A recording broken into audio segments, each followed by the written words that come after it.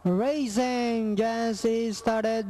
We have Baluvaran stride break, quick little start, running by the rail, My Little Grace, moving up on the outside. Hoy, Jasper, Panamera, Billionaria, Just Bet, then followed over by entry number 10 out of the blue, Ginto is by the rail and going along for the first turn. We have Hoy Jasper by about 3 lengths.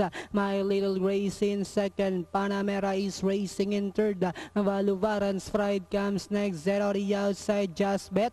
Ginto in the middle portion. Brian's Girl comes next. Zelena's Feeler. Then followed over by entry number 10 out of the blue. Then next online now is entry number 6, and this one is Billionaria.